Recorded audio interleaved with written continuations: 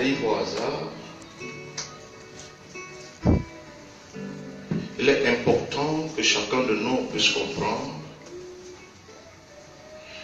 que ce qui lui arrive en tant qu'enfant de Dieu, en tant que fils de Dieu,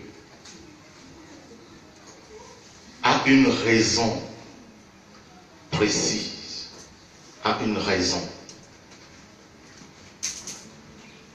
a un but précis.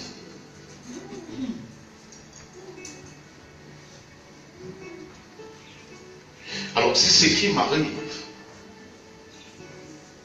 doit arriver, si ce qui m'arrive a un but dans ma vie, alors je dois affronter cela, vivre cela, accepter cela dans une pensée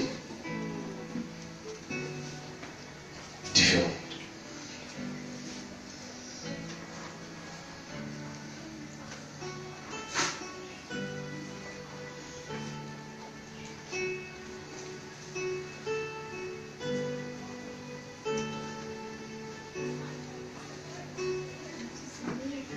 Rien n'arrive au hasard pour moi aujourd'hui. C'est que tout ce qui m'arrive, tout ce que je vis, tout ce que je rencontre, tout ce que j'entends a une raison, un but pour ma vie, ma destinée, ma croissance, mon évolution, ma transformation, mon impact dans la foi et dans la marche avec Dieu. Rien n'arrive au hasard, c'est aussi ce que ça veut dire. Alors, je ne vais pas tout le temps dire il n'y a pas de hasard en Dieu et que je sois face à une situation désintéressée, que j'abandonne, que je décline les responsabilités, que je me détourne. Alors si je suis un enfant de Dieu, je dois comprendre que l'avènement des situations, l'avènement de tout ce que je peux vivre, cela a un but et un but divin. C'est ce que je voudrais une fois de plus que tu comprennes ce dimanche.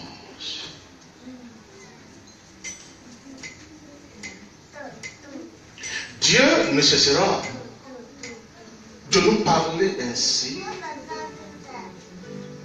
jusqu'à ce que nous puissions comprendre et que nous sachions même que notre éclosion, notre établissement, notre évolution en dépend. Je nous ai toujours dit ici, nous devons avoir une lecture totalement différente de ceux qui ne sont pas enfants de Dieu. Un enfant de Dieu d'abord, comme même tout être humain en général, n'est pas le produit d'un hasard. Dieu n'a pas créé par hasard. Dieu a créé toutes choses selon sa volonté.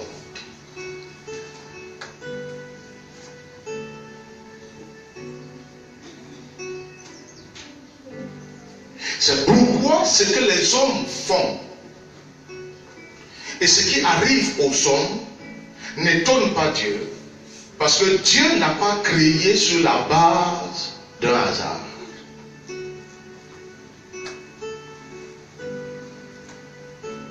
Alors il faut un tout petit peu arrêter parfois de dire je ne sais pas pourquoi telle ou telle chose m'arrive. Je ne sais pas ce que j'ai fait. Je ne sais pas pourquoi telle chose intervient dans ma vie. Nous ne sommes pas dans une histoire de hasard où on heurte les choses et on se demande qu'est-ce qui ne va pas. Où nous sommes simplement conduits comme ça. Et il peut arriver qu'à un certain moment nous sommes dans la joie et à un certain moment nous ne sommes pas dans la joie.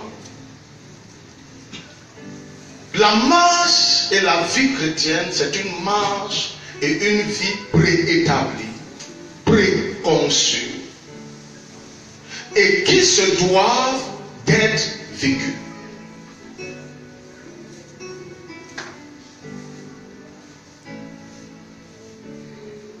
Tu dois une fois de plus le saisir.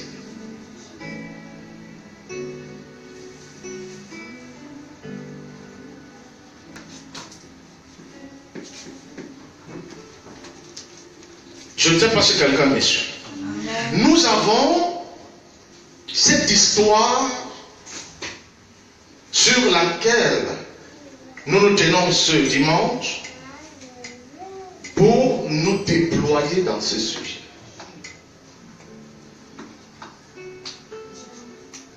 Une sœur dans la foi qui tombe malade et qui meurt.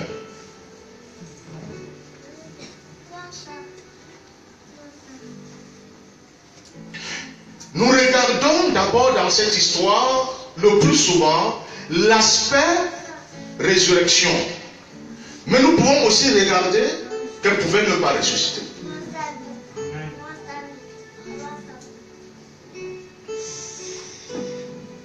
Elle n'est pas morte parce qu'elle vivait mal. Tabitha n'est pas morte parce qu'elle était moins que rien, parce qu'elle était inutile. Dans cette histoire, nous ne devons pas être fiers simplement parce que Pierre est venu et que par lui il y a eu résurrection. Admettons qu'elle ne soit jamais ressuscitée.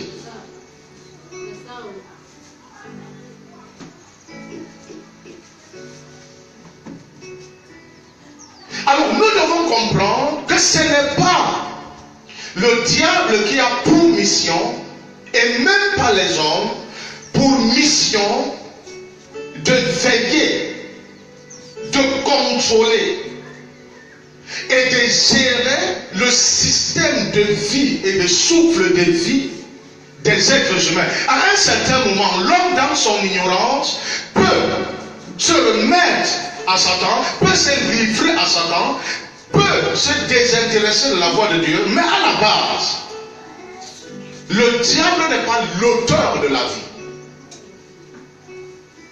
C'est ce que tu dois comprendre. Alors Dieu n'a jamais envoyé le diable pour dire contrôle les vies des gens, gère les vies des gens, fais ci ou ça.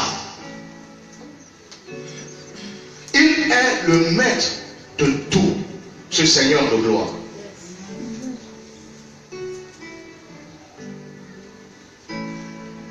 Alors si vous pensez à un moment que c'est le diable qui contrôle votre vie, si vous pensez à un moment que c'est lui qui gère votre vie, alors il sera même difficile pour vous de pouvoir vous intéresser, vous élever à une véritable adoration au Seigneur.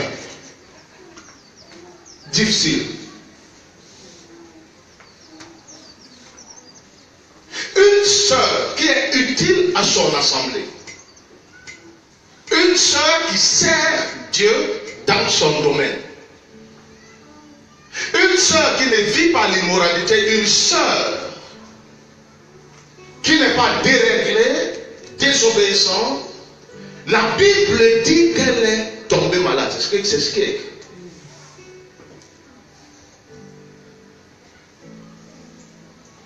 Et c'est la question parfois que nous nous posons. Pourquoi quelqu'un qui est en bonne relation avec Dieu, qui est combiné avec le Seigneur, qui vit normalement, pourquoi une telle chose doit l'arriver? On reprend la lecture.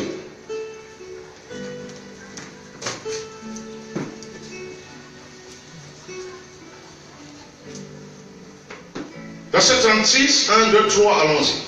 Il y avait à Joppé, Oui. parmi les disciples, une femme nommée Tabitha, ce qui signifie Dorcas. Elle faisait beaucoup de bonnes œuvres et de bons. Elle faisait beaucoup de bonnes œuvres et de bons noms. Elle servait. C'était une servante du Seigneur. Elle n'était pas absente. Elle était présente dans la chose de Dieu. Pas seulement aux réunions, pas seulement au culte, mais elle était présente dans la chose de Dieu, dans le service. La Bible définit ce qu'elle faisait. Elle n'était pas inutile, elle n'avait pas les bras croisés, elle n'était pas désintéressée, elle n'était pas absente, elle était présente et elle était même active.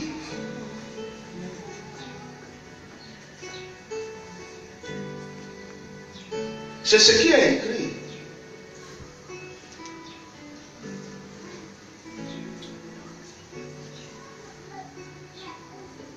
Je ne sais pas si quelqu'un me suit. On peut dire à un moment que les choses arrivent à certaines personnes à cause de leur vie, c'est vrai. Mais tout n'arrive pas seulement parce qu'on vit mal.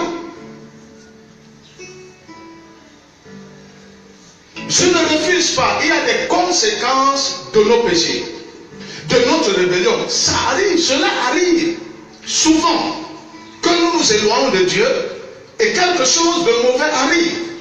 Nous subissons les malheurs qui proviennent de notre rébellion, de notre détachement à la foi, de notre insoumission. Cela arrive souvent et parfois même permanemment. Mais il est important pour nous de comprendre que même quand on est juste devant Dieu, même quand on est intègre, même quand on vit dans la sanctification, la vérité, tout peut arriver. Tout peut arriver.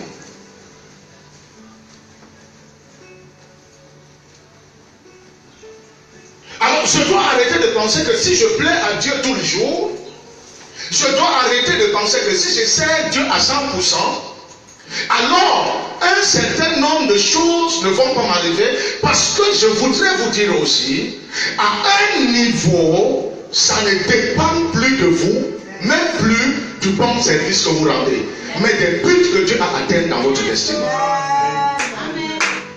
Amen.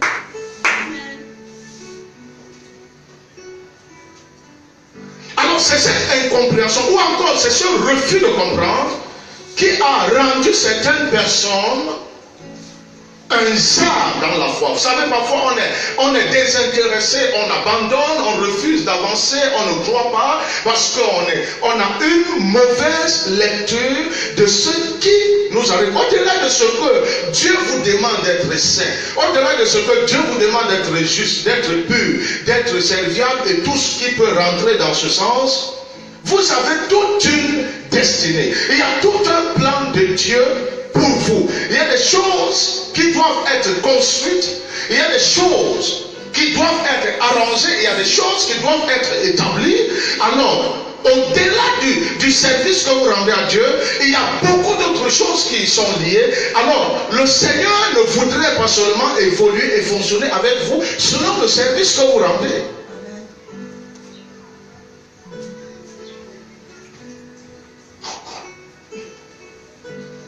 Une femme qui fait des aumônes, une femme qui fait des bonnes œuvres.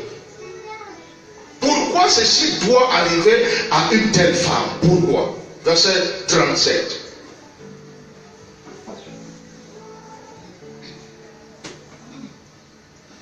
Un, deux, trois, allons-y. Elle tomba malade en ce temps-là. Tous ensemble, j'aimerais que nous puissions lire. Un, deux, trois, allons-y. Elle tomba malade en ce temps-là. Et mourut. Elle tomba malade. Quand la maladie venait, Dieu savait très bien que c'est une sainte.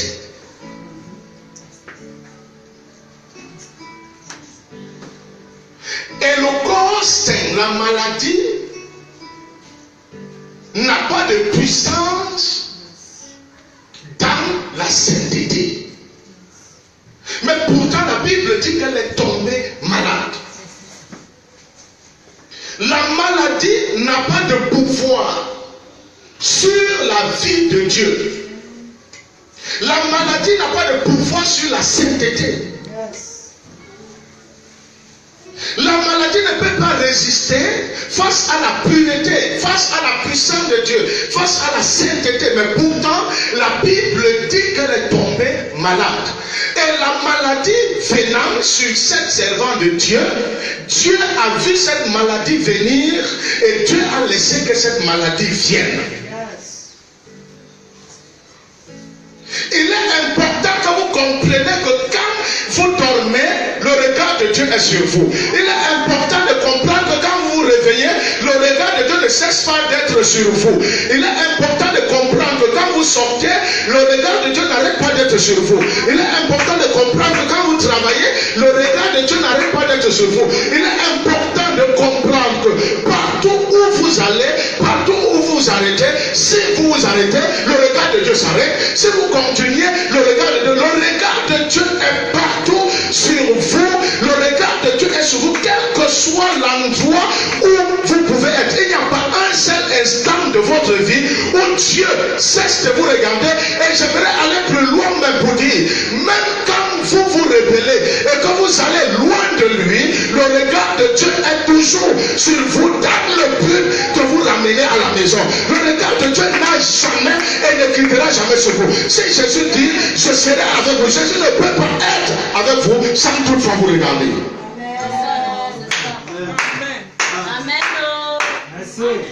Cette femme, cette soeur, cette servante est tombée malade.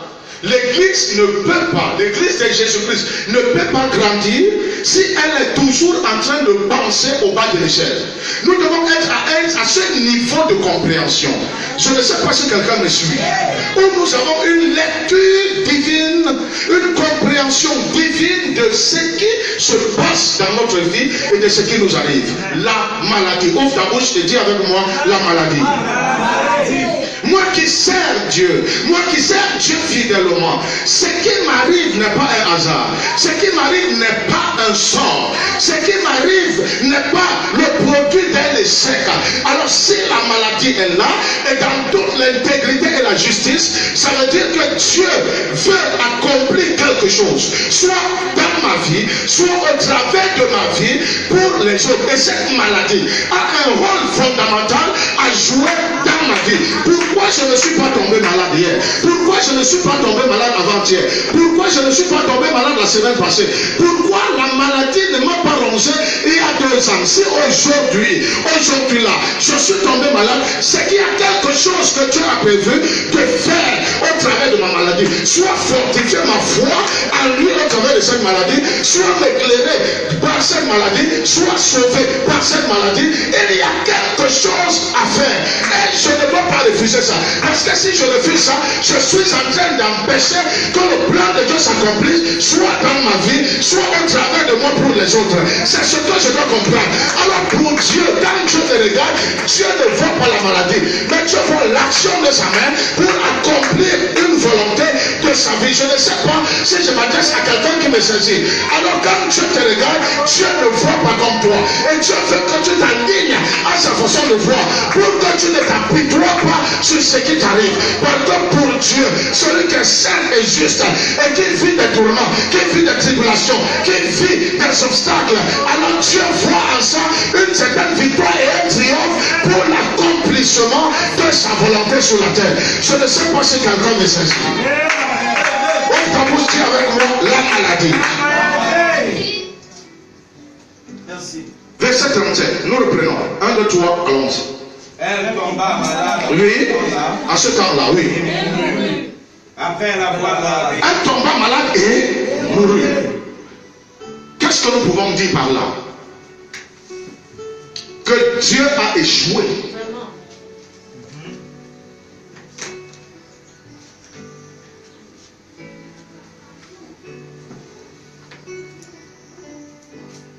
Dieu a échoué. Souvent, face à de telles situations, nous disons scandale.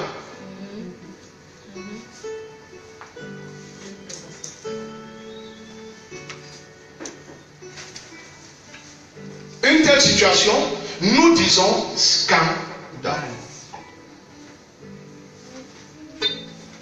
Comment quelqu'un qui vit bien tombe comme ça et meurt? On l'a entendu. Sûrement, ce qu'il faisait ou ce qu'elle faisait était juste apparent, n'était pas de cœur.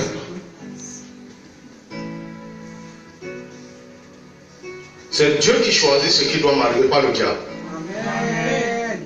Soit vous êtes fils de la maison de Dieu, soit vous ne l'êtes pas. Je voudrais reprendre.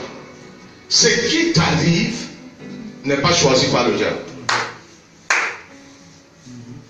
C'est choisi par ton Père. Amen.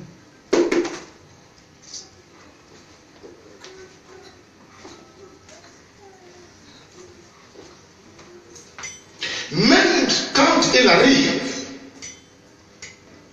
que ton Père veut te corriger au travers du diable, c'est lui qui appelle le diable. Et il lui donne les limites de correction sur ta vie.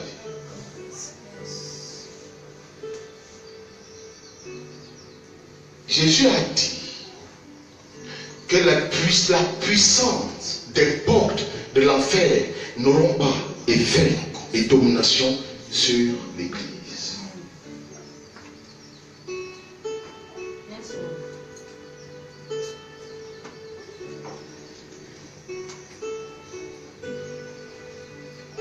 Alors je dois arrêter de venir à une réunion étant dépravé. Je dois arrêter de venir à une réunion étant désintéressé. Je dois arrêter de penser que je suis vendu. Je dois arrêter. Vous n'êtes pas le produit du hasard. Et vous n'êtes pas né pour marcher dans le hasard. C'est arrivé et c'est arrivé. Non. Vous devez toujours comprendre ce qui est caché derrière ce qui vous arrive. Qu'est-ce que Dieu est en train de vous dire? Qu'est-ce que Dieu est en train de vous faire comprendre? Qu'est-ce que Dieu veut faire?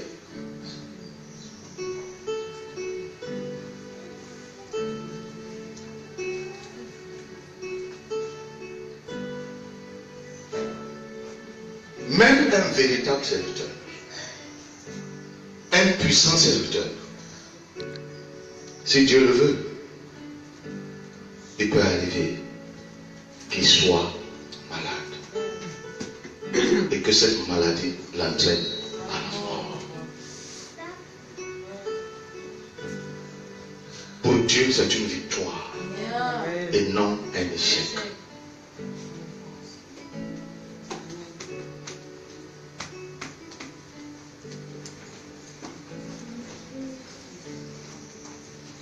Dieu n'a pas la même lecture avec le monde. Le monde dira, mais pourquoi étant en Dieu, telle chose t'arrive? Pourquoi tu es avec Dieu, tu pries Dieu tout le temps? Pourquoi c'est arrivé? Ils vont dire ce qu'ils vont dire. Dieu ne les arrêtera pas. Dieu poursuivra son chemin.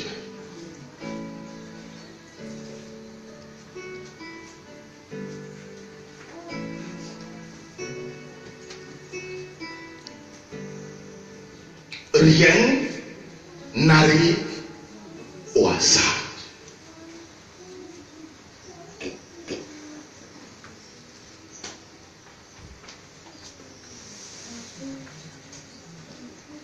Après l'avoir lavée, parce qu'elle était déjà morte, on la déposa dans une chambre haute. Tout le monde ne l'a pas abandonnée. Les chrétiens de cette époque n'ont pas commencé à des scandales.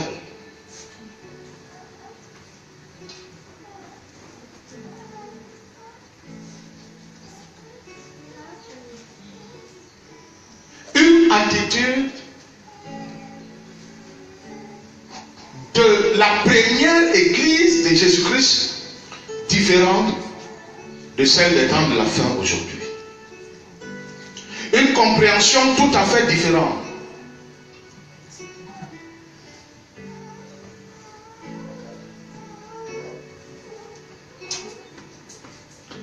L'île est près de Joppé, les disciples ayant appris que Pierre s'y trouvait, envoyèrent 2 hommes vers lui pour le prier de venir chez eux sans tarder. verset 39. 1, 2, 3, allons-y. Pierre se leva et partit avec ses hommes. Pierre se leva et partit avec ses hommes. Continue. Lorsqu'il fut arrivé, Oui. on le conduisit dans la chambre haute. Toutes les veuves l'entourèrent en pleurant et lui montrèrent les tuniques et les vêtements que faisait Dorcas pendant qu'elle était avec elle. Alors le problème n'était même pas, le problème, les pleurs de cette veuve n'étaient pas focalisés simplement sur le fait qu'elle était morte, parce que la mort, c'est normal de mourir. Mais c'est que c'est une perte. C'est une perte dans le sens du service, du ministère, de son utilité. Le problème n'était pas sur le fait de la mort en soi, parce que ce passage est normal. Mais le problème ici, c'est que cette femme-là, cette femme qui est partie, alors qui fera encore comme elle? Parce que chacun de nous a quelque chose que Dieu lui a donné et qui est utile dans l'assemblée, dans le corps. Et c'est pourquoi quand ces veuves pleuraient, elles essayaient ici de démontrer à Pierre ce que cette femme était en train de faire, c'est-à-dire son utilité dans l'assemblée et dans le corps. Et c'est ce qui faisait mal à cette femme-là. C'est ce qui les amenait à pleurer, que notre soeur qui est partie, notre maman qui est partie, mais qui fera encore? Et ce devait être ça même l'attitude même des chrétiens. Quand vous avez une perte, ce n'est pas d'abord la perte qui doit même, parce que c'est normal. À un temps, on naît à un temps, on meurt à un temps. Mais il y a quelque chose que nous étions en train de faire.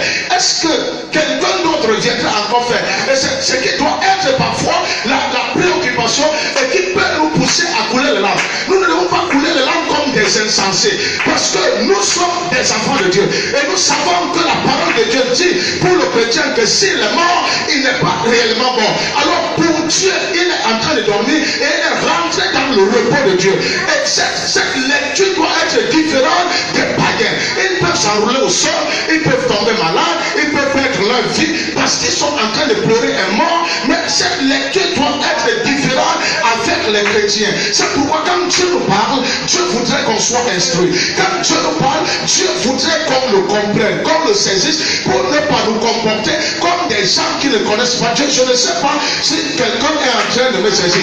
Et Pierre lui-même n'est pas découragé. Il demande, mais qu'est-ce qui arrive? Pierre ne s'est pas seulement mis en route. Le lecteur, l'écrivain ne nous dit pas, mais Pierre a posé la question. Mais vous venez me chercher pourquoi? On lui a dit la situation et Pierre n'a pas dit simplement non. C'est un malheur, David a vécu un mal. Non, Pierre a porté ses pieds et il s'est rendu à cet endroit pour réellement rendre ministère comme il le faisait ailleurs. Il est important, frère, que nous puissions comprendre la parole de Dieu. Nous ne pouvons pas la taper dans le revers de la main et dire que vraiment Dieu a parlé, oui, j'ai compris. Parce que les situations, nous les abandonnons. Les situations, nous reculons. Nous tournons le dos. Nous nous fâchons. Nous nous décourageons. Et nous ne serons jamais forts en nous décourageant. Nous ne serons jamais forts en abandonnant. Nous ne serons jamais établis en ayant une lecture même que le monde. L'église doit avoir une lecture différente de ce qui arrive aux enfants de Dieu. Chaque enfant de Dieu doit savoir que ce qui lui arrive est choisi par le Seigneur. En dehors des voies de la rébellion, en dehors des voies du péché, ce qui t'arrive est choisi par Dieu. Et la Bible dit que Dieu ne peut pas te donner une charge, une tentation qui soit au-delà de tes forces et une tentation qui n'est pas humaine. Dieu te donne le sac que tu peux porter. Il te donne le don que tu peux exercer. Il te donne le ministère que tu peux exercer. Il te fait un appel dont tu peux le servir. Dieu ne te donne pas une chaussure qui ne te suffit pas. Il ne te donne pas un pantalon qui ne te suffit pas. Il ne te donne pas une chemise qui ne te suffit pas. Il te donne des choses à ta mesure, à ta taille, pour que tu n'ailles pas chercher ailleurs, pour que tu n'ailles pas demander. C'est Dieu seul qui peut nous combler. C'est lui qui bénit parfaitement, qui sauve parfaitement, qui équipe parfaitement, qui élève parfaitement. L'église doit cesser de manger, de demander, de chercher à gauche et à droite. Dieu ne te rend jamais insuffisant. Dieu te donne ce qui te suffit. Il ne te donne pas ce qui te dépasse, ce qui est au-dessus de ta taille. Je ne sais pas si quelqu'un m'entend. Si Dieu veut que je meure, ça impute pour le monde. Si Dieu veut que que je souffre. Ça implique dans la marche chrétienne avec lui. Il faut que l'église arrête de mal interpréter le voix de Dieu, les situations du Seigneur, et que l'église soit comme si il n'a pas un Dieu. Nous avons un Seigneur, nous avons un roi, nous avons un Père. Jésus dit, sur toi je bâtirai l'église et les portes de l'enfer ne prévaudront point. Je suis fort, fort et plus que vainqueur. Ils l'ont vaincu par le sang et la parole de leur témoignage. Je ne sais pas si tu tournes toujours le dos, tu abandonnes, tu ne seras jamais fort, tu ne seras jamais établi, tu ne seras jamais équipé, tu n'avanceras pas et tu auras toutes les pensées d'aller ailleurs, de rentrer dans le monde. Ce n'est pas en rentrant que tu auras ce que tu veux. Reste dans ce que Dieu t'appelle. Reste là où tu as placé. Vis et oh my God, my God, my God.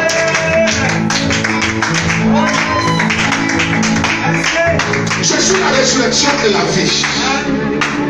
Si quelqu'un croit en moi, même s'il meurt, pourquoi en tant qu'enfant de Dieu je dois raffamer? C'est parce que tu es un enfant de Dieu. C'est ça, non? C'est ça même. C'est parce que tu es un enfant de Dieu. Tout à fait. Pourquoi en tant qu'enfant de Dieu ça traite? C'est parce que tu es un enfant de Dieu. Tout à fait. Justement. La différence aujourd'hui, c'est que c'est Dieu qui choisit. Voilà. Comment ça doit se passer. C'est clair, c'est clair. Hier, tu empruntais les voies injustes. Yes, oh. C'est pourquoi ça semblait donner. Hier, tu empruntais une dizaine à gauche et à droite. C'est pourquoi ça semblait donner. Aujourd'hui, c'est Dieu qui décide. Il décide le temps. Il décide les circonstances. Il décide les personnes par lesquelles cette chose doit s'accomplir. Et c'est pourquoi ça ne se passe plus. Hier, tu te levais de toi-même. Tu allais toi-même. Tu toquais toi-même. Aujourd'hui, Dieu te précède. Aujourd'hui, Dieu te dévance. Ça ne dépend plus de toi. Et c'est pourquoi les choses ne peuvent plus se passer comme tu attends, comme tu veux, comme tu souhaites. C'est ce que tu dois comprendre. Hier, tu n'avais pas de maître. Hier, ta vie n'avait pas de sens. Hier, tu allais ça et là comme tu voulais. Quand c'était bloqué ici, tu allais forcer une porte, tu la cassais. Mais aujourd'hui, c'est différent. C'est Dieu qui doit dévancer et qui doit frayer le chemin. C'est pourquoi ça ne tombe pas comme tu veux. Ça ne tombe pas à ton temps. Ça ne passe pas à son temps. Si tu veux continuer dans la foi, à faire les choses à ton temps, tu forceras. Et cela finira par s'écrouler comme un château de cartes, parce que Dieu a un plan pour chacun de nous. Dieu a une volonté pour chacun de nous. Dieu a des désirs pour chacun de nous. Dans Ésaïe 55, Dieu dit mes pensées ne sont pas vos pensées. De même que le ciel est élevé au-dessus de la terre, de même mes pensées sont au-dessus de vos pensées. Mes pensées pour votre naissance, mes pensées pour votre boulot, pour votre commerce, pour votre établissement. Mes pensées sont au-dessus de vos pensées, au-delà de tout. Qu'est-ce que Dieu pense? Qu'est-ce que Dieu désire pour moi aujourd'hui, pour la mère de toi aujourd'hui? Je dois rechercher ça et arrêter de me compliquer la vie. Ce n'est pas Dieu qui complique notre vie, mais c'est nous qui la compliquons. Ah, la mort de Tabitha avait un but. La mort de Tabitha avait un but, et un but important. Cette femme était servante. Cette femme était attachée à Dieu et elle faisait de bonnes choses. Et pourtant cette femme, elle est tombée malade, elle est morte, mais il y avait un but important, un but de destinée, un but divin, un but spirituel. Et on ne peut pas taper ça du revers de la main. On voit ce qui est arrivé. J'aimerais qu'un enfant de Dieu s'avoue ce petit très fort. Alléluia. Toute la multitude, encore toutes les veuves l'entourèrent pleurant et lui montrèrent les tuniques. Dis avec moi tuniques. Et les vêtements que faisait. On appelle ça comment? Ce sont les œuvres. La foi sans les œuvres.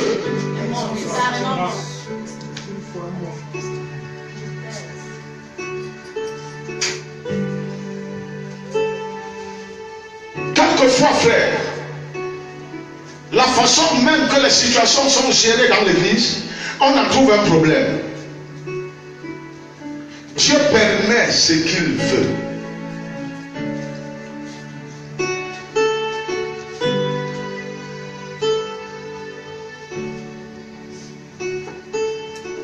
Verset 40.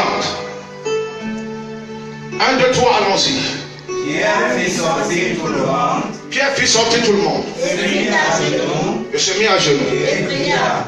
Et pria. Puis se tourna vers le corps et dit, Pierre pria. Parce que c'était son boulot. Il n'était pas sûr que quelque chose devait se produire.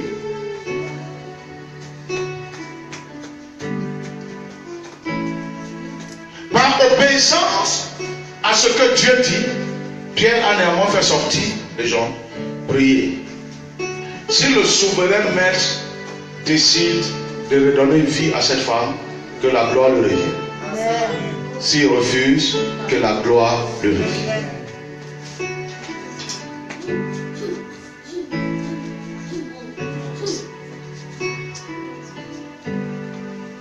Il faut arrêter de dire un certain nombre. On n'a pas soutenu ses frères, c'est pourquoi il a rétrogradé. On n'a pas été avec lui, c'est pourquoi, écoutez très bien, il y a des gens qui n'ont jamais reçu de soutien, ils sont toujours debout dans la foi. Il faut arrêter de dire du n'importe quoi. Ce n'est pas le soutien qui vous motive d'être dans la foi, c'est la volonté de rester avec le Seigneur qui vous maintient aussi.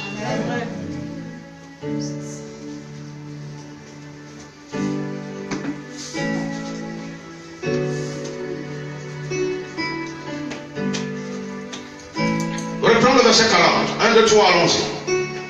Pierre fit sortir tout le monde, Oui. se mit à genoux Oui. et pria. Pierre a fait sortir les gens parce qu'il était en train de pleurer. Vous voulez pas la distraction.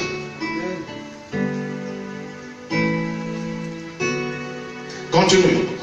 Puis se tourna vers le corps Oui. et dit, Tabitha, lève-toi. Oui. Elle ouvrit les yeux et ayant vu Pierre, elle s'assit. C'est un miracle. Mais pourquoi ce miracle?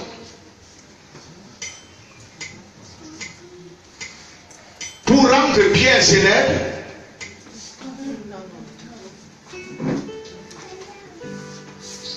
Pourquoi ce miracle? Pour appeler Pierre maître de résurrection?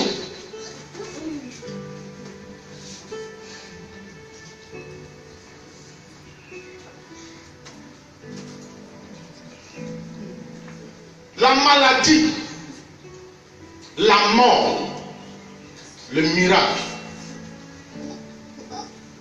Trois événements qui sont dans le plan de Dieu pour une personne. Et tout ça pourquoi? Je ne peux pas venir devant les gens. Je prends le texte. Je dis Pierre a ressuscité Tabitha. Tous ceux qui sont ici, qui sont morts seront ressuscités. Non.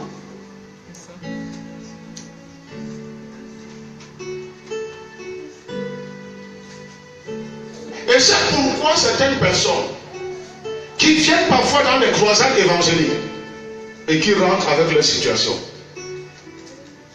se posent la question, qu'est-ce que j'ai fait pour que moi je ne sois pas ressuscité? Parce que l'homme de Dieu lui a fait comprendre, comme Pierre a resté Tabitha, tous ceux qui sont morts aussi vont ressusciter. Tous ceux qui sont malades vont être guéris.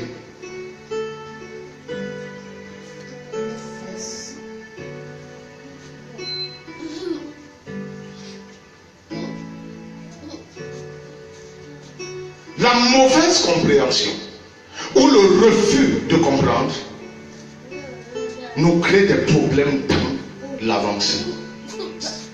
Si chaque fois vous refusez d'admettre ce que Dieu vous dit, vous n'avancerez pas.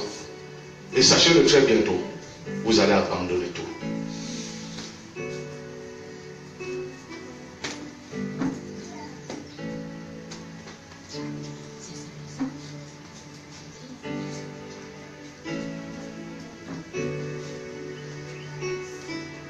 Verset 41. Un, deux, trois, allons-y. Il lui donna la main Oui. et la fit lever. Il appela ensuite les saints et les veuves Oui. et la leur présenta vivante. Oui. Cela fut connu de tout Jobé Oui. et beaucoup crurent au Seigneur. Cela fut connu de tout Jopé. Cette situation, une femme qui est morte par la maladie et qui revient à la vie.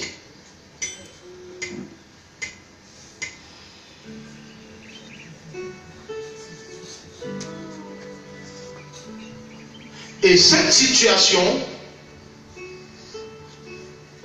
provoque deux choses. La Bible nous révèle une des choses, mais il y a une deuxième.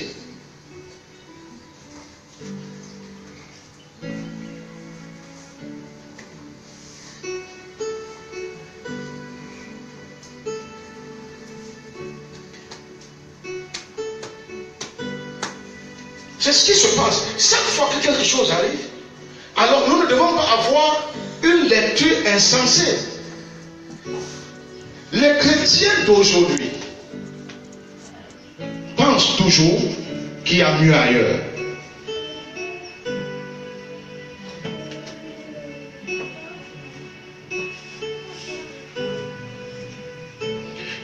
Premièrement, après cette action, la Bible dit que les gens ont cru.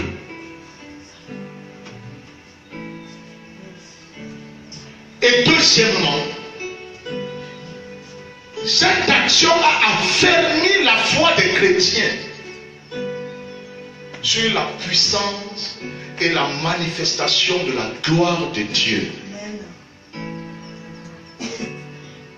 Si vous aviez un seul instant la pensée de retourner dans le monde, seulement par cette action, vous reconnaissez que Dieu est vivant et il est capable de tout. Les témoignages ne sont pas là pour caresser les oreilles des gens. Ou quelqu'un vous rend témoignage de comment il a rencontré Dieu, quelqu'un vous rend témoignage de comment il est volé avec le Seigneur. Cela se caresse simplement. Vous savez, le but du témoignage, c'est de booster la foi des gens. Amen. Surtout les vrais témoignages. Amen.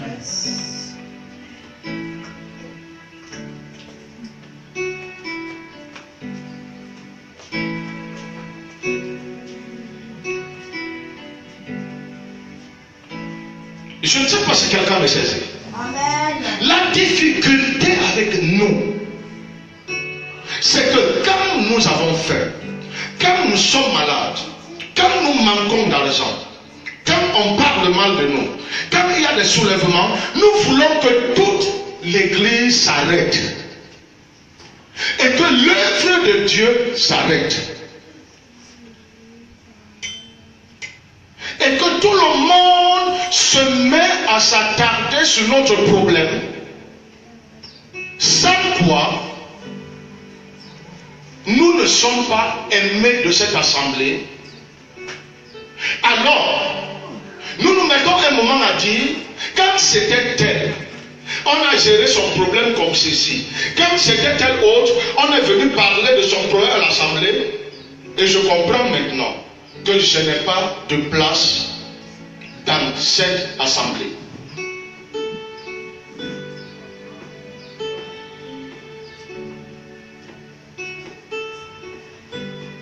N'oublie pas, deux choses au travers de cette situation sont passées. Les gens ont cru que Jésus-Christ est le sauveur des hommes. Et deuxièmement, la foi des chrétiens a été plus affermie dans la puissance de Dieu, au travers de la manifestation de sa gloire.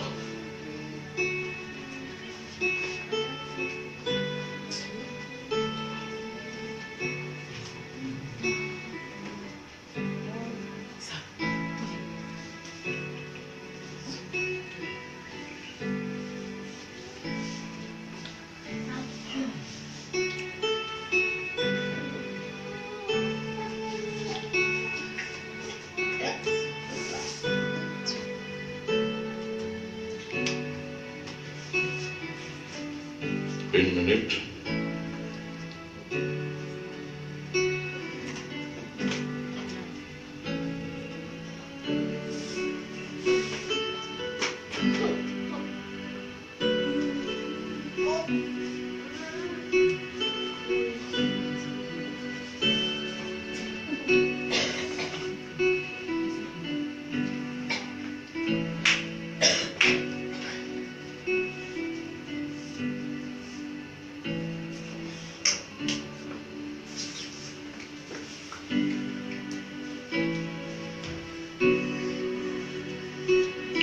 Nous allons lire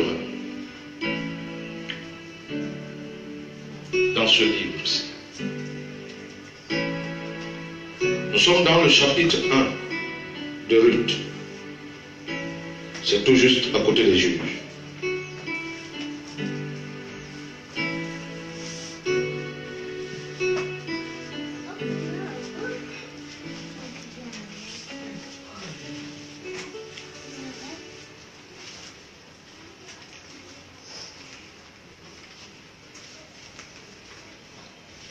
Allons-y rapidement. Juge chapitre 1. Ruth, autant pour moi, merci. Ruth, c'est tout près des juges. Ruth, chapitre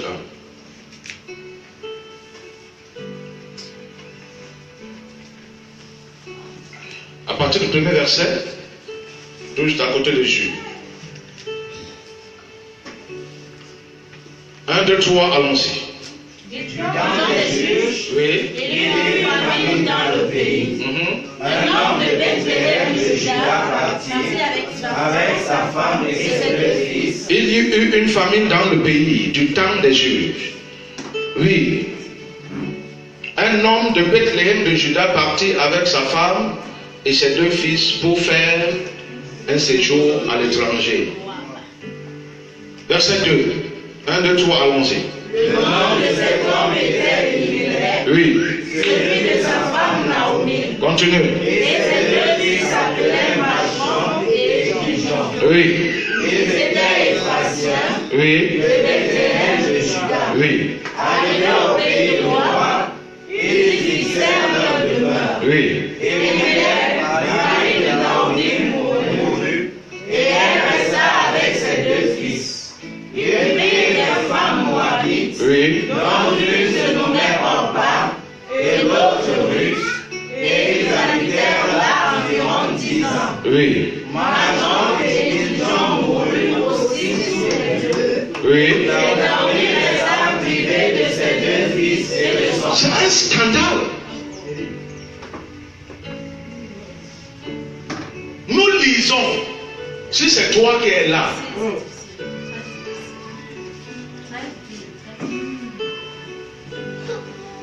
parce que seulement le petit célibat de cogne sans dame.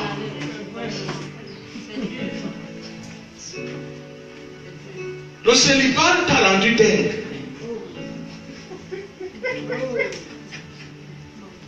Le fait de dormir seul, de rester seul, de manger seul, t'a rendu, ça t'a traumatisé. Tu ne maîtrises même plus les chants d'adoration. Oh yes. Seulement le célibat, parce que quand nous lisons, on lit, on dirait. Mais regarde, c'est seulement le célibat.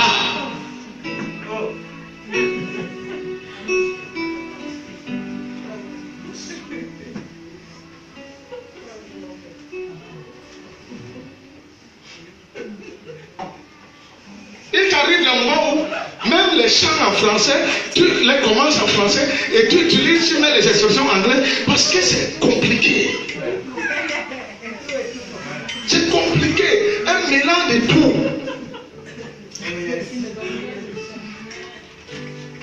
Solitude t'a cassé complètement. Seulement le célibat.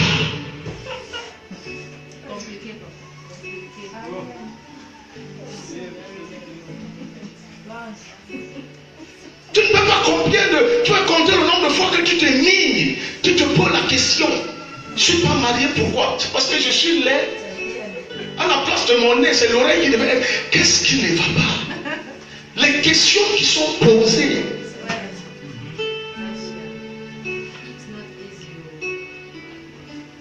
Tu n'as pas encore fait un fils pour dire qu'il va mourir. Tu es encore célibataire. Tu vis le manquement charnel. C'est un problème. Il nous arrive des moments où quand on lit la Bible, ça nous fait un peu rire. Mais il faut regarder, nous, la situation. On travaille. J'ai vu dernièrement, c'est la soirée après toute l'église a failli piquer la crise. Imaginez-vous les cafards, vous rêvez, vous trouvez un cafard sur vous. on jette le drap à des maîtres, juste pour un petit cafard que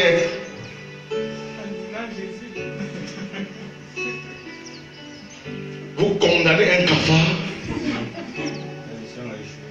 comme un esprit démoniaque.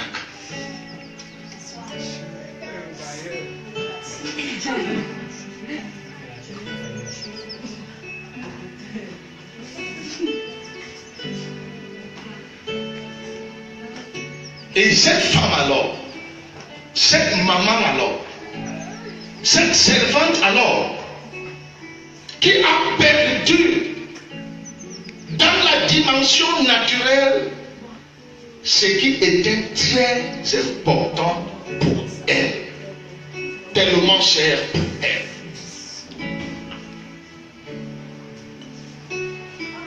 Elle venait de Bethléem de Juda, il faut le dire.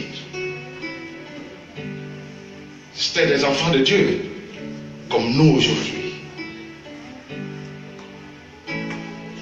Mais on se pose la question.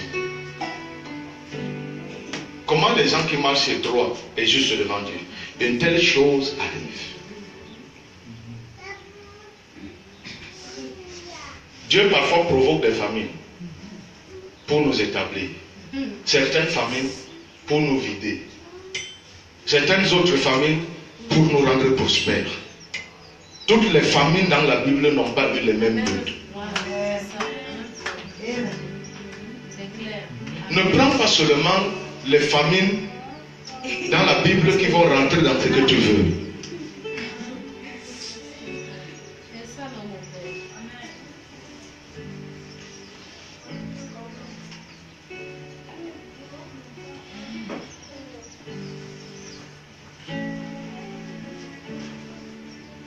Il y avait quelqu'un dans ce pays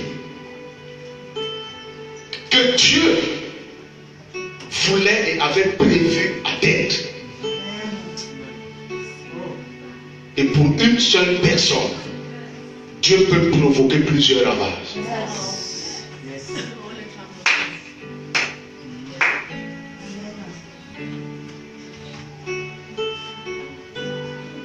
En Dieu, les pertes ne sont pas les pertes. Il est important que chacun de nous comprenne ça. La suite des temps, il y a tout un personnage ou alors toute une personne de destinée qui est rentrée en scène et qui devait provoquer encore un certain nombre de choses qui devaient rentrer en scène jusqu'à nous. Jusqu'à nous. Le plan de Dieu ne s'arrête pas sur toi. Tous les pertes de ta vie ont un sens, ont un but, ont une raison. Et j'ai l'habitude de vous dire, si certaines personnes n'étaient pas mortes dans votre église, alors vous n'étiez pas dans la force. Vous devez faire comment? Vous devez faire comment? C'est vrai, vous avez pleuré parce que c'est un membre cher qui est parti, mais aujourd'hui, vous pouvez dire que si ce membre-là était encore vivant, même certains, comme nous autres qui avons perdu, nos parents étant encore dans l'adolescence, ça a été important pour que Jésus trouve place dans notre cœur. On peut pleurer. On peut dire, ouais, si ma mère ou mon père ou mon grand-père était encore vivant, il aurait connu Jésus. Ça, c'est ce que tu penses.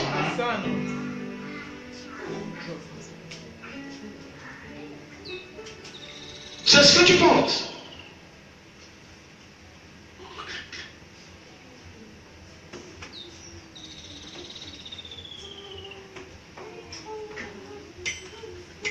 Le mari Elimelech meurt.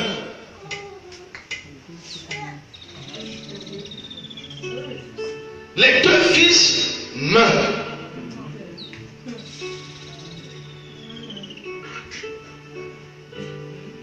Elle ne voulait même plus sa belle-fille. Vous aussi, mourir. Partez veut dire mourir. Parce que la malchance a commencé à prendre que ça continue. À un niveau, vous ne voyez plus que c'est Dieu. Vous trouvez que c'est la malchance. Et les malédictions parentales n'ont pas encore été déracinées.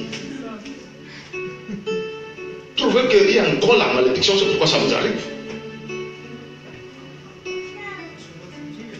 Partez là, laissez-moi en paix, c'est mourir, allez mourir. Parce que chaque fois que je vais vous voir, vous allez provoquer le malheur, me rappeler de mauvais souvenirs. Une seule personne qui vit ça. Une seule personne. Vous êtes quitté à Bethléem avec toutes ces personnes vivantes. À l'étranger, toutes ces personnes partent et vous laissent. Elles n'ont pas eu le temps de préparer votre psychologie. J'aimerais que tu dises à quelqu'un, Dieu fait ce qu'il veut. Dis ça encore à quelqu'un, Dieu fait ce qu'il veut. Encore une seconde fois. Encore une seconde fois encore.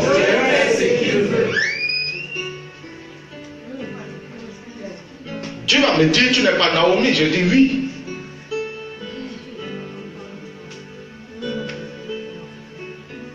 Tu es toi et il y a ta part.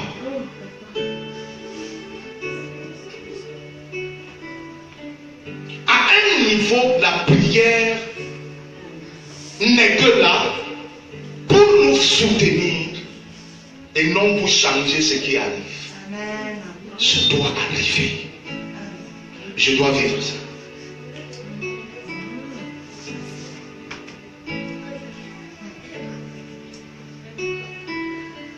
Je dois vivre ça.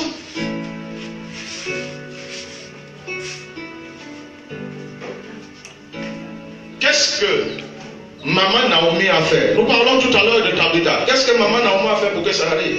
Parce que chaque fois, nous les chrétiens du 21e siècle, on se demande pourquoi. Pourquoi? Qu'est-ce que j'ai fait? Il faut faire quoi?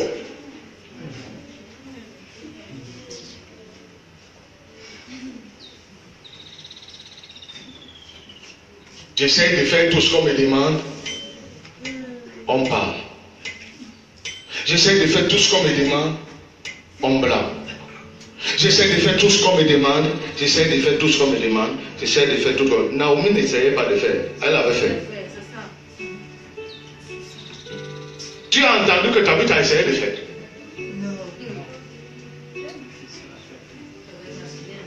Vous voulez que ça arrive à qui? Aux démons. Les démons sont déjà maudits. Mais que ça arrive à qui? Je ne comprends pas. L'homme m'a demandé d'enlever la chaise de mettre là. Mais c'est encore un problème. Oui, c'est un problème. Parce qu'il y a plein de choses derrière ce que tu fais que Dieu a à faire. Vous regardez seulement ce que vous êtes en train de faire, mais Dieu regarde dans un an, dans 6 mois, dans 2 ans, dans 10 ans. Dieu ne regarde pas comme vous. C'est pourquoi vous voulez que quand vous mettez la chaise, Dieu dit Alléluia, Amen, tout le ciel acclame. Non, il y a des buts que vous ne voyez pas. Il y a des choses que vous n'arrivez pas à appréhender. Et c'est pourquoi, parfois, même après avoir accompli ce qui est juste, Dieu permet qu'on minimise, Dieu permet qu'on méprise, Dieu permet qu'on parle. Ça, c'est pour vous permettre d'être encore mieux assis dans la pensée de Dieu, mieux être conforté, mieux être établi. C'est Dieu qui permet ça, ce n'est pas le diable. Je ne sais pas si je parle à un enfant de Dieu. Sinon, vous ne servirez jamais. Vous avez votre part à faire. Et Dieu a sa part. Ça, c'est clair.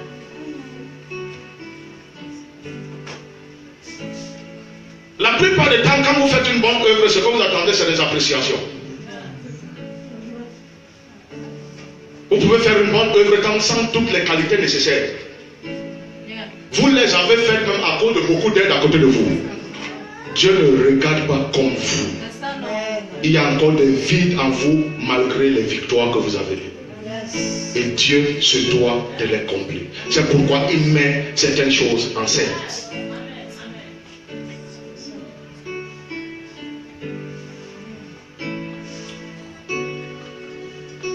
rentré dans un studio. On est rentré pour se produire. Mais le plus souvent, on est surpris que la panne des appareils qui nous fait attendre, c'est là où on reçoit l'inspiration du morceau qui va nous faire parcourir le monde. C'est ça, non? C'est ça. Oui. Mais pourtant, on se plaint que je pouvais finir tôt et rentrer. Tu pouvais finir tôt avec tous les morceaux que tu as. Tu les chantes et ça n'influence pas les vies. Derrière un seul morceau, on suit tout votre album. D'autres morceaux même n'ont pas de sens.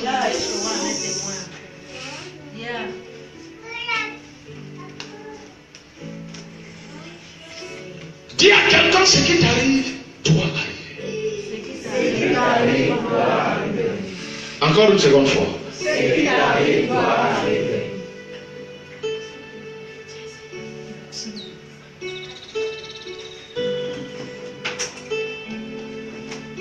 Je suis fatigué.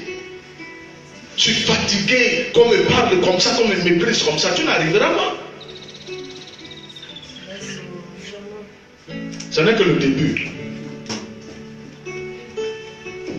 Vous pleurez le célibat maintenant. Mariez-vous et vous trouvez quelqu'un de bavard. Pas bavard, bavard qui parle beaucoup et bien. Ben gênant.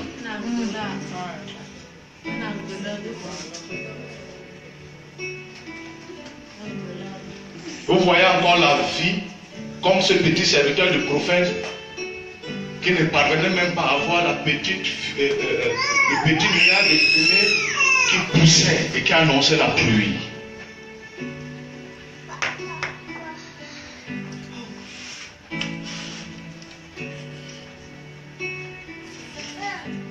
En vérité, maman Naomi devait faire quoi? Elle devait maudire Dieu. Et s'est transformée de Bethléemite en Moabite. C'est ça. Changer d'acte de naissance. Changer tout. Vous entendez quelqu'un dire je suis au mauvais endroit. Parce que ce qui se passe là ne te plaît pas. Ce qui ne te plaît pas qui doit se passer.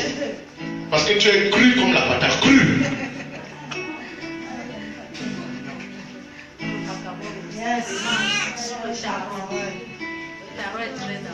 Tu veux aller avec cette crudité.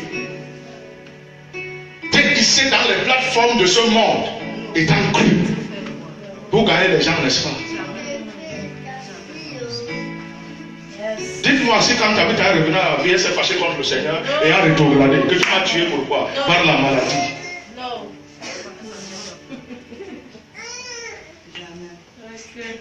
On me plaint pourquoi je ne suis plus un enfant. Tu habites à être un enfant? Quand vous lisez la Bible, lisez bien.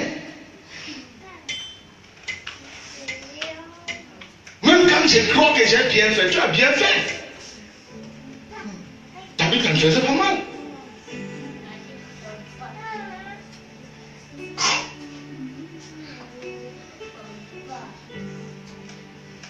Finalement, je vais faire comment? Finalement, qu'est-ce que je dois faire? Finalement, on m'embrouille, mais on ne t'embrouille pas.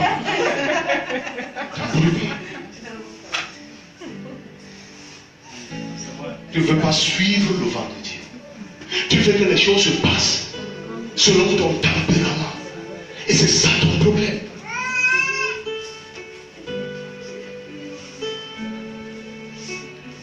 C'est ça ton problème.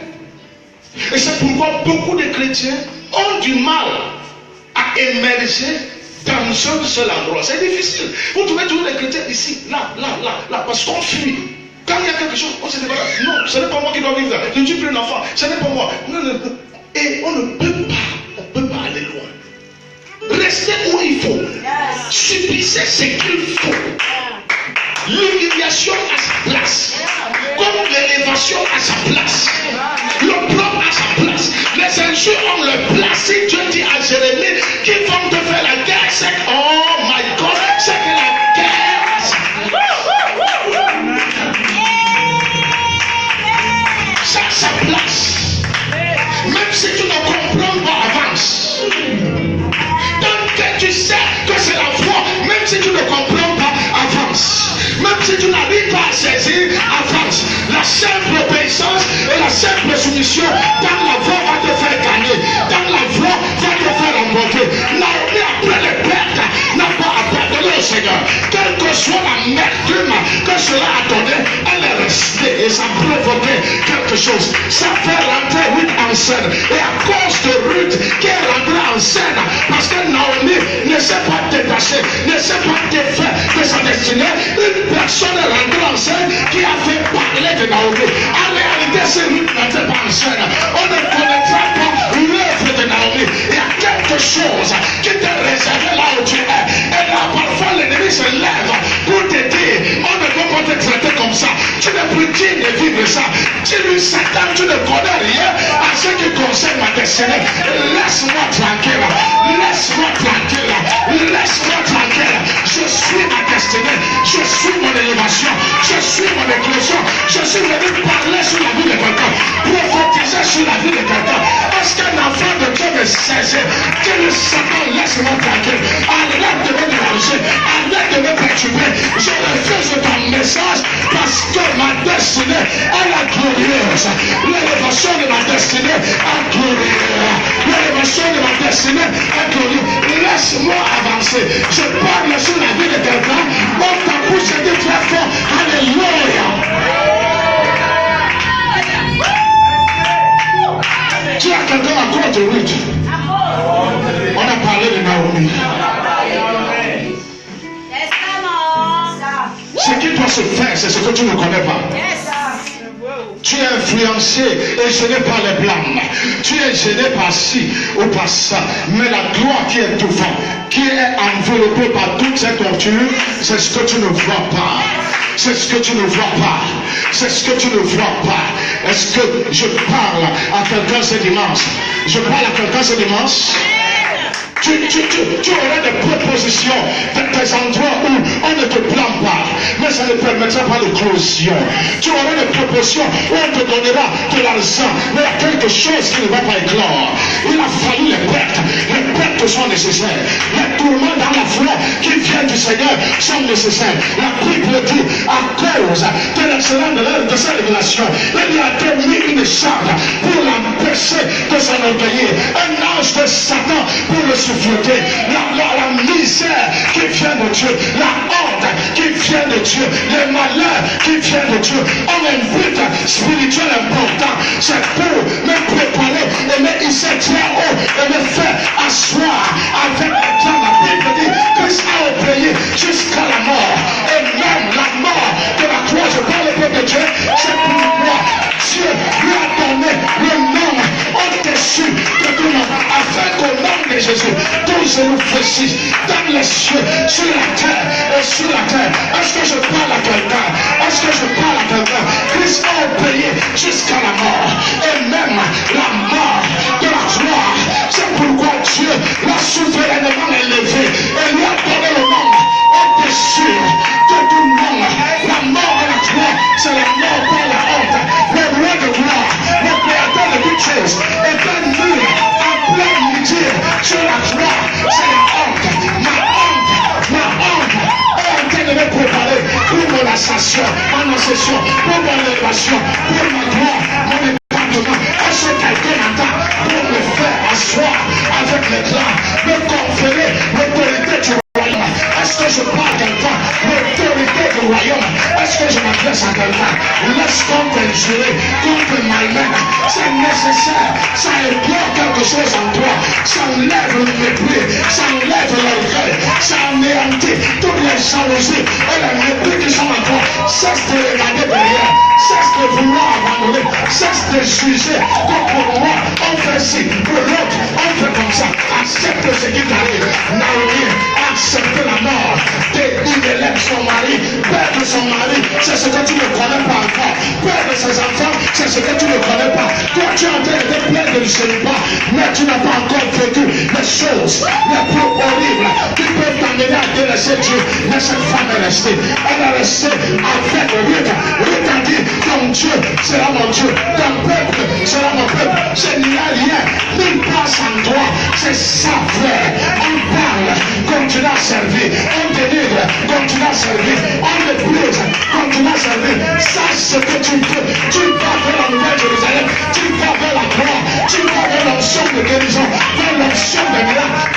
bénédiction du salut. Est-ce que quelqu'un m'entend? Je blesse quelqu'un aujourd'hui. Est-ce que le peuple de Dieu me saisit? Ouvre ta bouche et dis yes!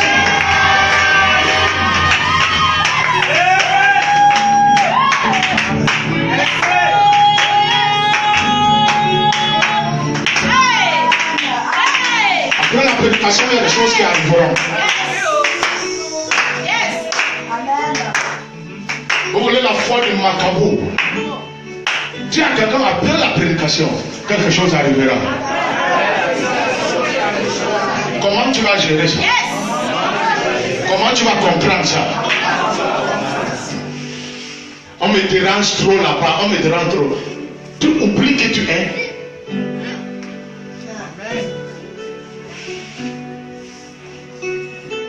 Les païens perdent les magasins et les grandes boutiques au marché Congo et au marché central partout.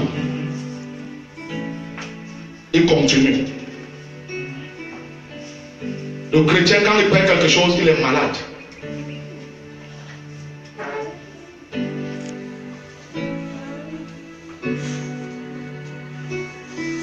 Merci Maman Jo, sois convenu. La capacité à pouvoir tenir face aux choses qui concernent ma destinée, les maladies, les rejets, la honte, la mort, tout ce qui est dur, ce qui fait de moi un champion et un héros. Pour le Bavada, nous bavardons trop, nous racontons trop d'histoires. Nous devons avoir une expérience avec Dieu et être un sujet d'impact et de bénédiction pour les nations. Yes. C'est ce que vous devez comprendre. Pourquoi on me malmène? On doit malmener qui?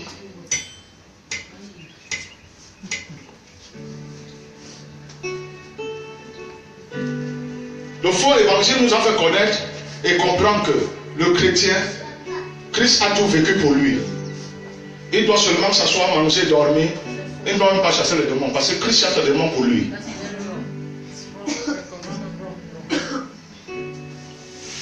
Ce que tu attends, tu auras ça par la chair et non par la voix de Dieu si tu ne te confonds pas. Tu trouveras ton mari à toi, ta femme à toi et non celle ou celui-là qui est prévu dans la voie. C'est sur la voie que tu trouves ton conjoint, ton partenaire. Sois découragé, sois déprimé, ça n'engage que toi. Dieu dit à Josué, fortifie-toi. Dieu n'a pas dit à Josué, viens te fortifier. Il dit fortifie-toi et prends bon courage pour agir fidèlement selon tout ce qui est écrit. Yes. Pas que non, Josué, je vais venir te fortifier. Fortifie-toi et prends bon courage. Yes. C'est pourquoi la Bible nous a dit, ce sont les violents qui s'en ont. C'est comme tu vas aller à la convention. Dimanche prochain, tu seras assis sur la salle de Déa, dans la salle de Déa. Quelquefois, tout se complique. Tu te poses la question que je n'ai pas prié. Tu as prié, Dieu t'a exaucé. C'est ça l'exaucement. Tu dois affronter tout ça.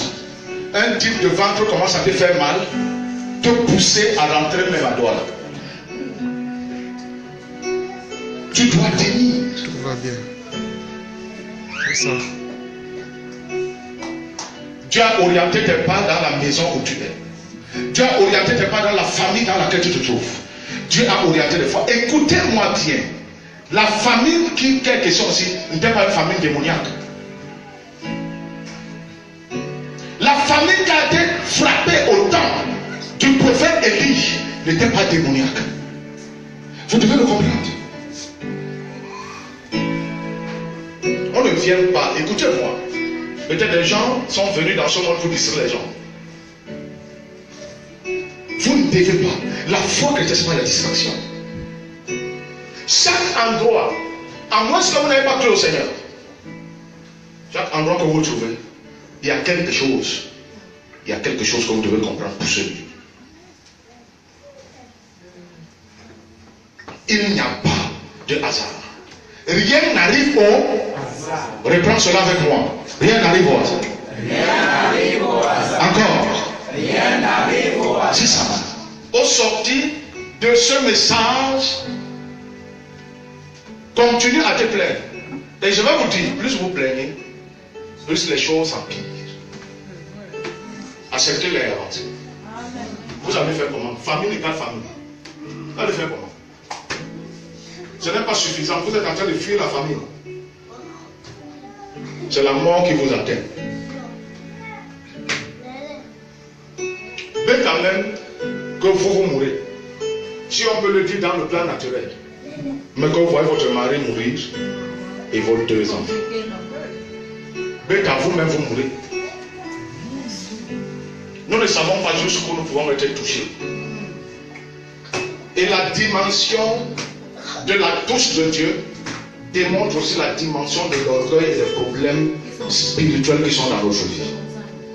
C'est pourquoi Dieu est la seule personne qui sait comment vous toucher. Amen. Parce qu'il sait, au-delà de votre apparence, qui vous êtes. Vous avez porté des trucs, quand les gens vous voient, ils ne savent pas votre fond. Vous savez, la vie, c'est le fond.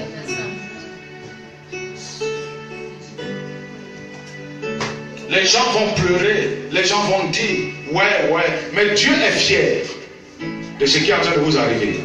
Parce qu'il sait que c'est ce qui vous aidera. Si vous êtes ouvert à lui, c'est ce qui vous aidera.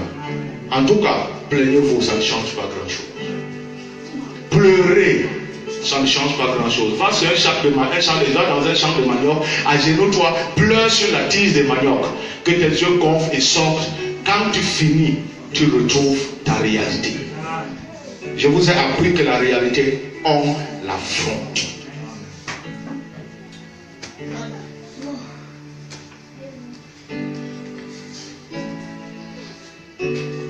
Vraiment, c'est la malchance. Il n'y a pas de malchance en Christ. Ce n'est pas la malchance que votre père soit mort ou votre mère. C'est été dans le plan de Dieu. Pour que vous soyez où vous êtes aujourd'hui. Ce n'est pas, il n'y a pas, vraiment c'est la malchance. Je ne sais pas. Sachez que si le diable s'est présenté plusieurs fois devant les géants, les héros et devant même le Seigneur pour essayer de le sortir de la voie, ce n'est pas vous. J'aimerais vous dire, la plupart des temps où vous passez des moments très compliqués, vous avez toujours des semblants de solutionneurs qui essayent de vous dire et vous montrer, ici vous pouvez trouver votre bonheur, ici vous pouvez vous... C'est un peu pour vous distraire dans votre destinée, un peu pour vous sortir, et c'est à vous de comprendre là où vous vous tenez. Si c'est encore flou, vous risquerez de perdre gros.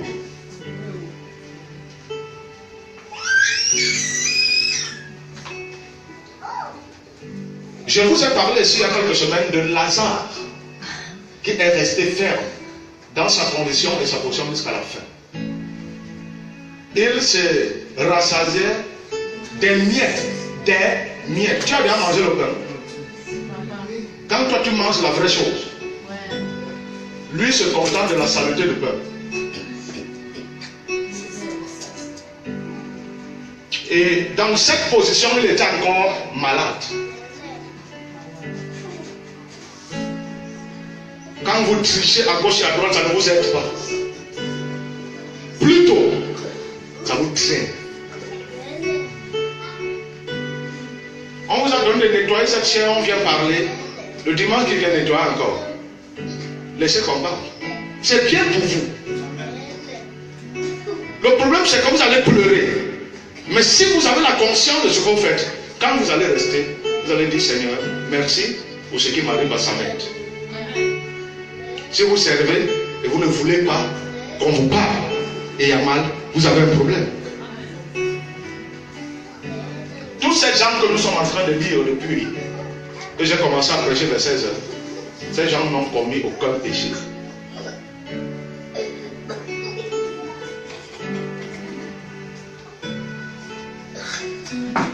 L'église du Seigneur est celle-ci.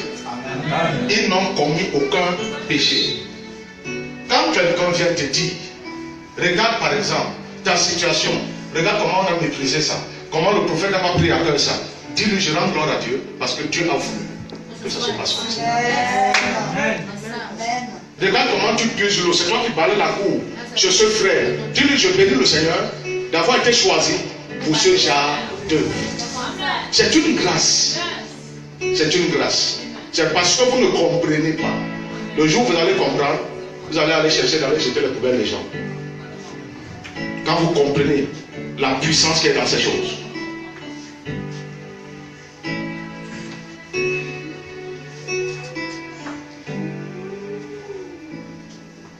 Quelqu'un me saisit. Regarde comment tu as maigri. Regarde comment tu as grossi. Les hommes veulent en faire toi. Tu as devenu chétif. Regarde comment tu es devenu montolo.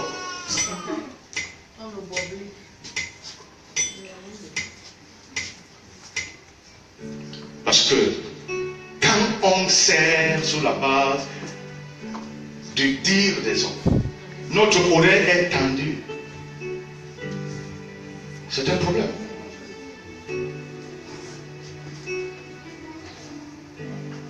C'est un problème. Il y a plein d'histoires. Je vais écouter pour finir.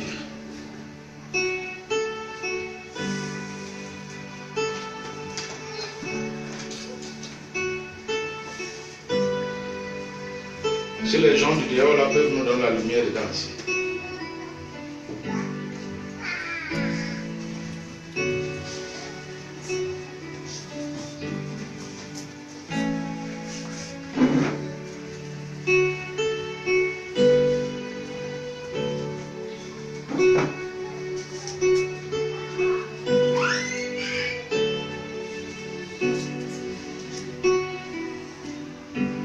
Nous sommes dans Actes des Apôtres chapitre 12.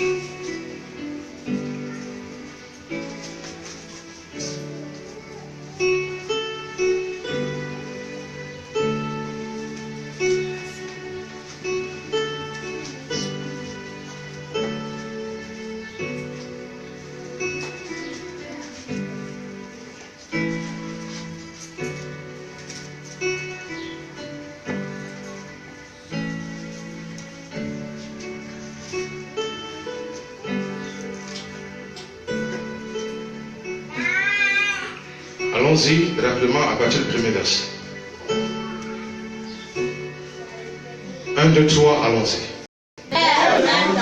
Oui. Le roi Hérode se fit ramasser quelques membres de l'église et il fit mourir par l'épée Jacques, frère de Jean. Voyant que cela était agréable aux Juifs, il fit rapport à l'Écriture. C'était pendant les jours de pain sans levain. Continue. Après l'avoir saisi et jeté en prison, il le mit sous la garde de 4 escouades, Oui. 4 soldats chacune, avec l'intention de le faire comparaître devant le peuple après la Pâque. Oui. Pierre donc était gardé dans la prison, Oui. et l'Église ne cessait d'adresser pour lui les prières à Dieu. Oui. La nuit qui précéda le jour où Hérode allait le faire comparaître, Oui. Pierre, lié de chaînes, dormait entre 2 soldats, Oui. et des sentinelles devant la porte gardaient la prison. Oui. Et voici, un ange du Seigneur survint, et une lumière brilla dans la prison. L'ange levait à Pierre, en le frappant au côté, et en disant, lève-toi promptement. Les chaînes tombèrent de ses mains. Continue. Et l'ange lui dit, Oui. mets ta ceinture et tes sandales. Oui. Et il fit ainsi. Oui. L'ange lui dit encore, Oui. enlève-toi de ton manteau et suis-moi. Continue. Pierre sortit et le suivit, ne sachant pas ce qui se faisait par l'ange qui était réel, Oui. et s'imaginant avoir une vision. Oui. Lorsqu'ils furent passés la première garde, Oui. puis la seconde, Oui. ils arrivèrent à la porte de fer qui mène à la ville, Oui. et ils s'ouvrirent le Continue. Ils sortirent et s'avancèrent dans une rue. Oui. Aussitôt, l'ange dit à Pierre, Oui. revenu à lui-même, Pierre dit, je vois maintenant d'une manière certaine que le Seigneur a envoyé son ange et qu'il m'a délivré de la main d'Hérode et de tout qu'est-ce qui empêchait que Pierre soit tué comme Jacques?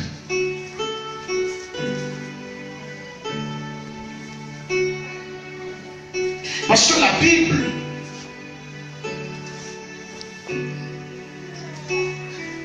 nous renseigne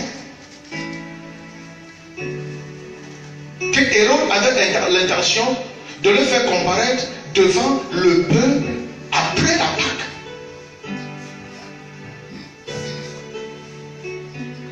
Rien n'arrive au hasard. Toute chose que Dieu te fait vivre, c'est pour démontrer sa grandeur, sa force, sa puissance, sa sagesse, sa souveraineté.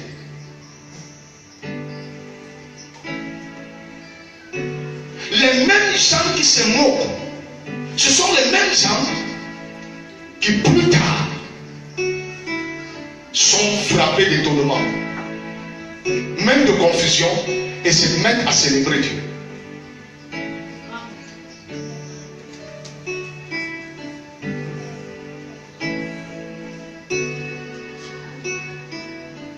Bien-aimés, j'aimerais que vous puissiez saisir cela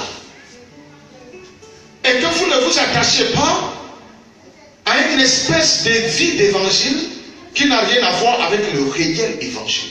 Dans toutes les époques, même dans l'ancien temps, dans la nouvelle alliance, nous voyons comment Dieu opérait avec les êtres humains qui lui faisaient confiance.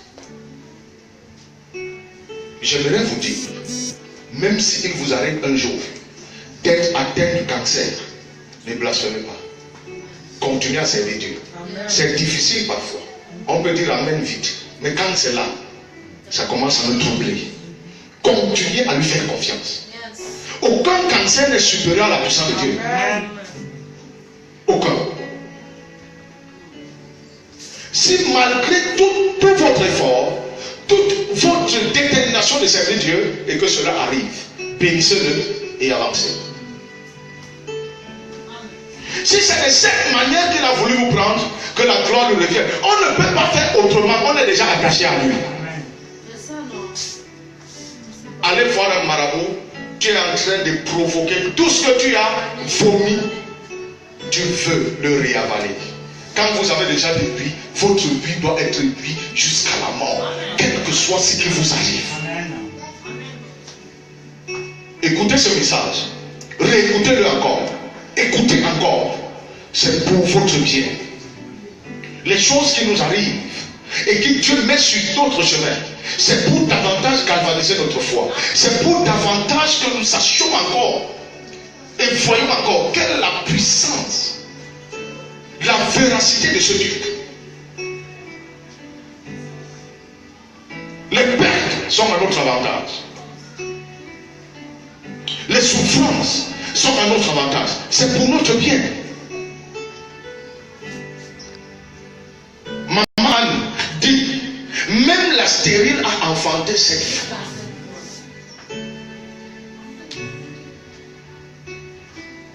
Et celle qui était fleurie a fait comment? A séché. Celle qui riait, celle qui se moquait. Maman Anne a pleuré. Il y a un temps pour pleurer. Il y a un temps où on se pose la question, est-ce que je serai chez moi un jour? C'est un temps. S'il y a eu un temps pour naître, il y a un temps pour payer le prix. Il y a un temps pour être à l'aise. Il y a un temps pour sourire. Je dois avancer avec cette mentalité. S'il y a un temps où on étudie, il y a un temps où on va mettre en application tout ce qu'on a appris à l'école.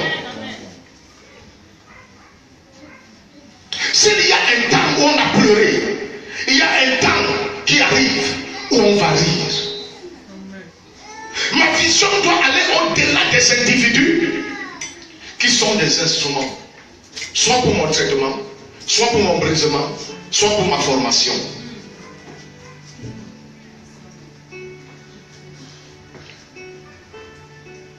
Un enfant de Dieu me saisit. Ces prophètes ne sortaient pas. Il fallait, par peur de mourir, que Abdias va les nourrir avec de l'eau et de pain.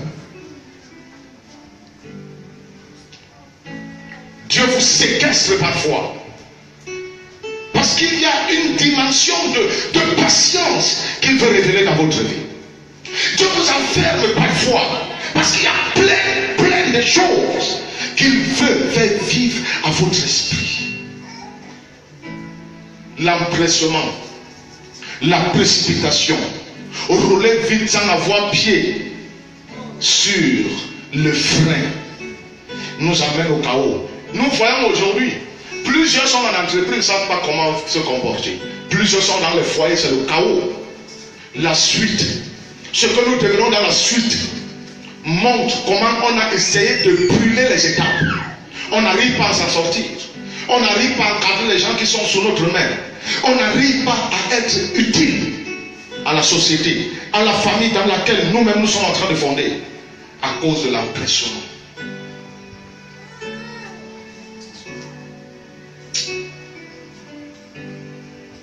Pleure, lève-toi et continue. Fâche-toi, lève-toi et continue. Si tu arrêtes, ta foi s'arrête. Et toutes les bonnes choses qui étaient liées à ta destinée, tu commences toi-même, petit à petit, à les perdre. Si Pierre s'était fâché, Pierre ne devait pas vivre ce qu'il a vécu. Chaque fois que nous nous mettons en colère, vous savez, ce qui s'ensuit, c'est le mal qu'on fait. On triche, on blasphème, on se livre à tout ce qui n'est pas bien.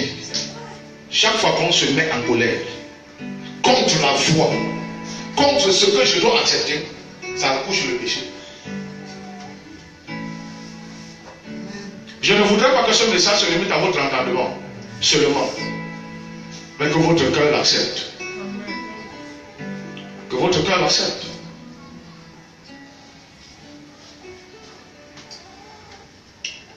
Vous savez, à un moment de votre vie, vous pouvez bénir le Seigneur pour les petites souris qui sont dans votre maison, mais faites attention. Ils sont semblables à ces souris de destinée qui rongent nos chaussures, nos sous-vêtements, nos vêtements. Et parfois, tout ce qui est propre et cher dans notre vie. Si tu ne manges pas là-bas, viens, je vais te donner la nourriture. Ce sont des petites souris.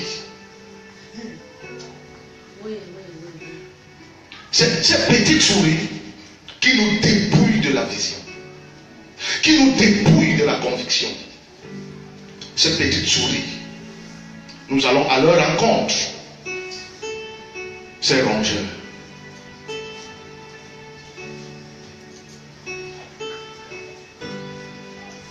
Ces flatteurs. Vous savez, quelqu'un qui vous montre que ce que vous êtes en train d'endurer est si difficile, et il vous montre que ce qu'il veut vous donner est facile, posez-lui la question comment elle a commencé. Quelquefois, les gens veulent vous aider à quitter votre place. Or, eux-mêmes ont souffert pour être là. Ils vous donnent facilement l'eau, des plats de nourriture, de l'argent. Or, eux-mêmes souffrent encore.